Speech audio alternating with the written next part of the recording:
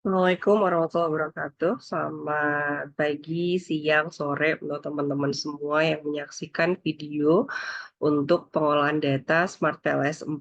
Di sini saya pengen sharing ke teman-teman semua tentang gimana caranya melakukan olah data dengan menggunakan Smart PLS 4. Secara tampilan di sini memang rada berbeda jika kita bandingkan dengan Smart PLS 3. Namun sebenarnya pada dasarnya cara kerjanya ini hampir-hampir sama.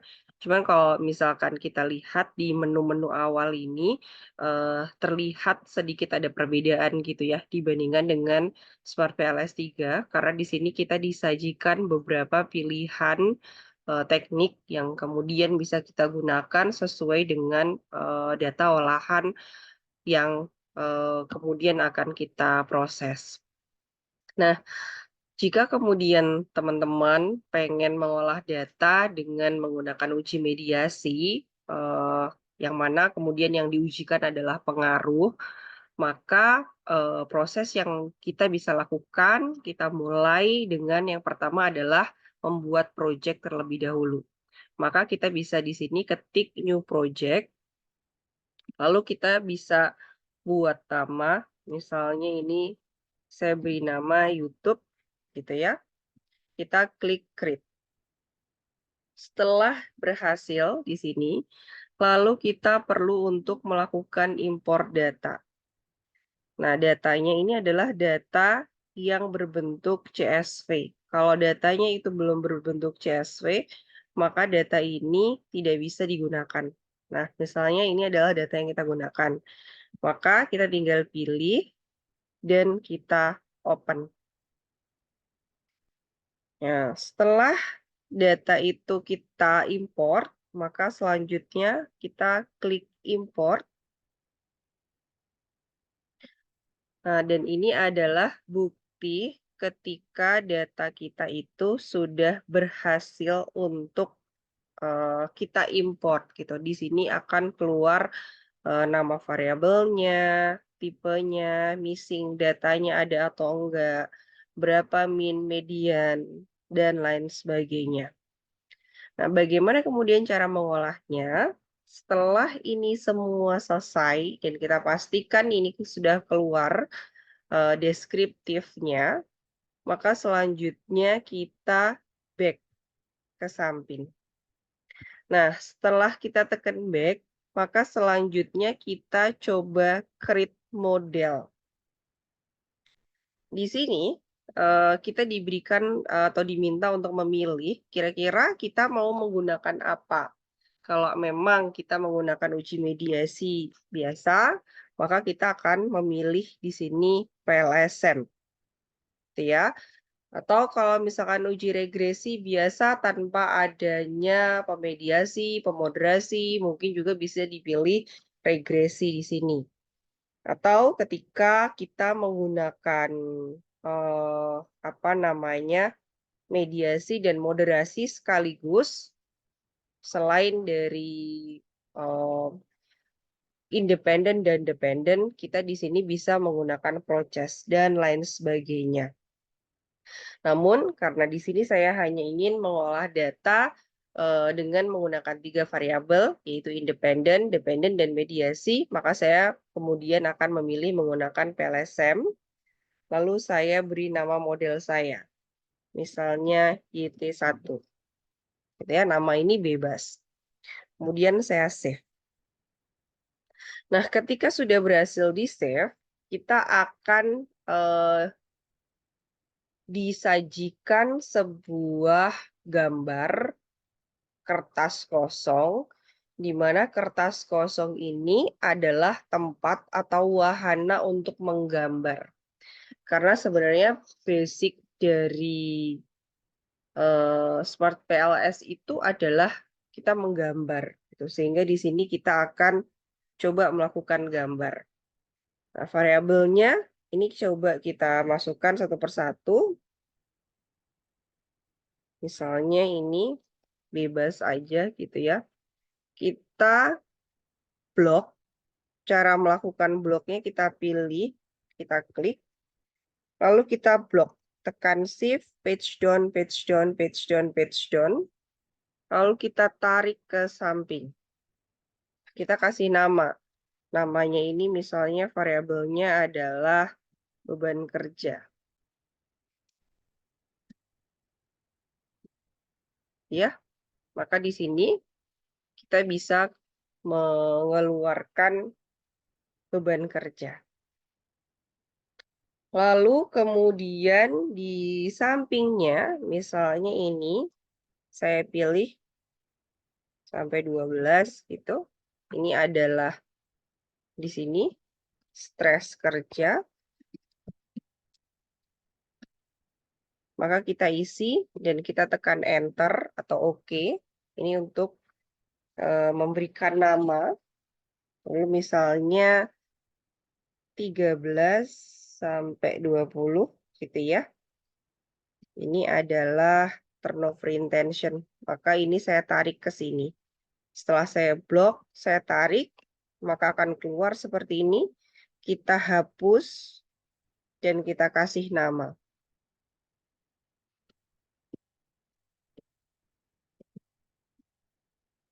Nah, misalnya seperti ini. Nah, ini bisa kita rapikan. Ya, mungkin ketika teman-teman nggak suka nih kok ini semua indikator, ini disebut sebagai indikator, ini adalah variabel. Variabel ini dicerminkan dengan indikator-indikator. Ya, sama, ini juga sama. Misalkan teman-teman nggak suka indikatornya berada di sini. Tinggal kita klik aja bagian lingkaran yang besarnya. Dan ini kita pindah. Di sini ada kata indikator. Maka ini kita bisa ubah. Ya, misalkan ke samping seperti ini. Lalu yang ini kan mediasinya. Saya nggak suka indikatornya berada di sebelah sini. Saya pengen ke bawah gitu. Nah, teman-teman juga bisa tekan di sini ya, indikator. Nah, seperti ini kira-kira. Nah, ketika sudah dirasa rapi atau sesuai dengan keinginan teman-teman, maka kita perlu untuk mengkoneksikan. Bagaimana cara mengkoneksikan? Maka kita perlu untuk melihat tombol-tombol yang ada di atas. Di sini tombolnya ada select, ada latent variable, ada connect, ada quadratic, moderating, Gaussian copula, dan seterusnya. Nah, karena kita ingin mengkoneksikan variabel kita biar bisa diolah, maka bukan select lagi, tapi kita tekan connect. Sampai connect ini kemudian hidup. Setelah connect ini hidup, maka kita hubungkan. Misalnya ini langsung ke sini, kita hubungkan. Ini ke sini karena ini pemediasi, dan ini ke sini. Jadi di sini mediasinya adalah stres kerja, variabel independen adalah beban kerja, dan variabel dependennya adalah turnover intention. Nah, ketika ini sudah, jangan lupa kita menekan tombol select lagi, agar kemudian ini tidak bisa kita rapikan, gitu ya. Jika memang dirasa belum baik, kita bisa masih geser-geser lagi. Nah, jika sudah semua proses itu sudah selesai, maka selanjutnya kita mau melakukan proses uji instrumen. Bagaimana melakukan uji instrumen? Tentu mudah sekali. Di samping sini ada tombol calculate. Kita klik calculate, PLS algorithm, lalu start calculation. Nah, sepertinya tidak muncul apa-apa gitu ya.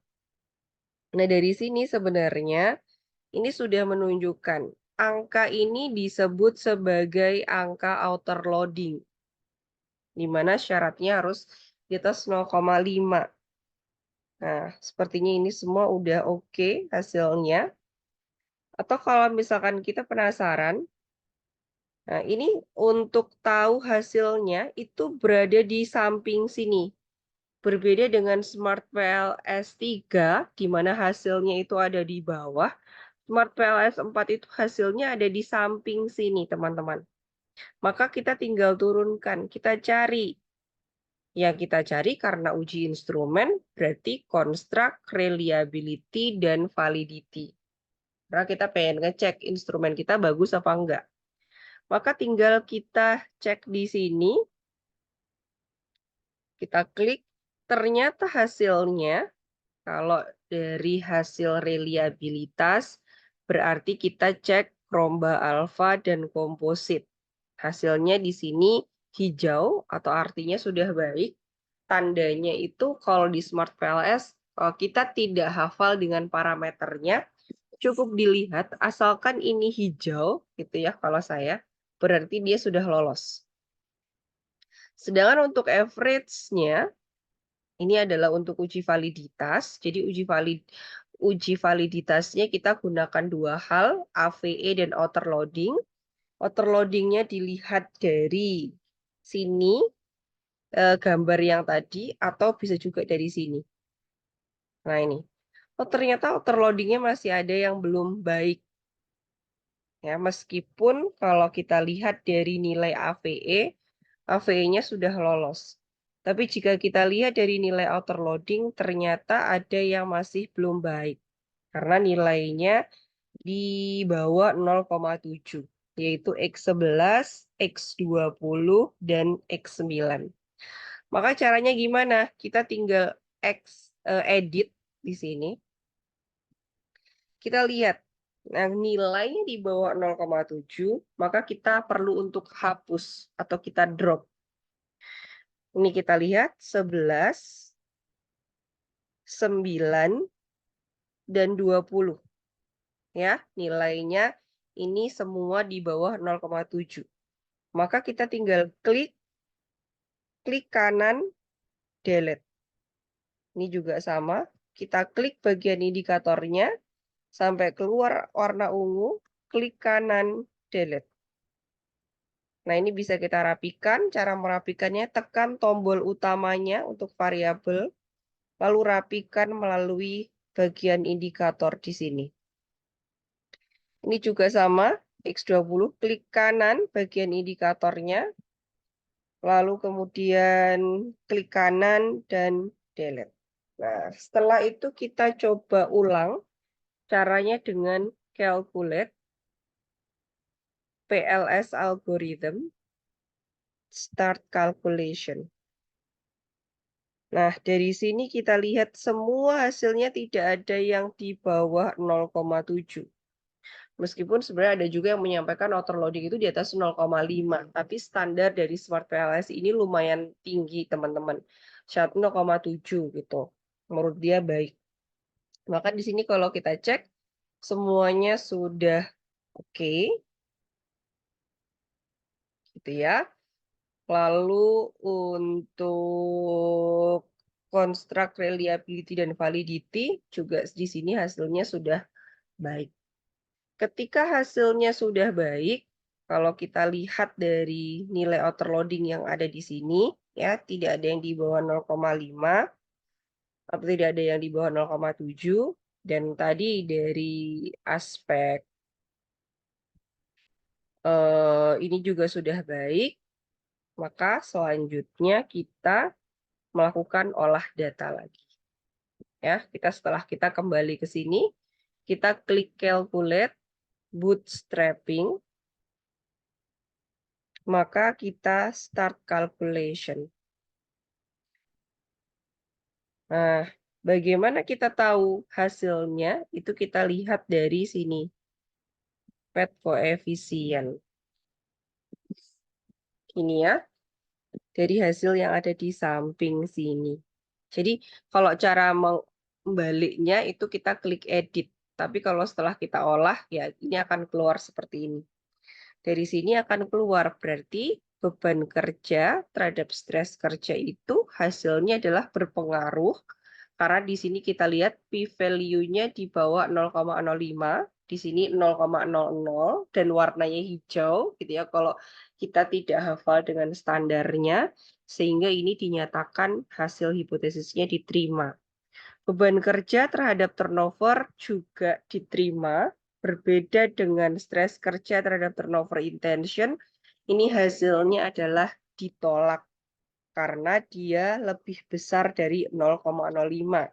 Dan di sini langsung keluar p-value-nya berwarna merah. Ya, jadi ini untuk melihat hipotesisnya antar variabel. Nah, bagaimana dengan ada mediasinya atau pengaruh tidak langsungnya? Jika untuk pengaruh tidak langsungnya, kita bisa melakukan pengecekan melalui ini, total indirect effect. Nah, di sini kita juga bisa lihat, atau sorry, specific indirect effect, teman-teman. Bukan total, tapi specific indirect effect. Ini untuk melihat apakah beban kerja, ke stres kerja, dan ke turnover itu diterima atau ditolak. Dan ternyata di sini hasilnya adalah 0,061 atau hasil hipotesisnya ditolak. Gitu. Ini adalah caranya untuk melakukan proses penghitungan dengan menggunakan Smart PLS 4. Semoga bermanfaat. Saya tutup. Wassalamualaikum warahmatullahi wabarakatuh.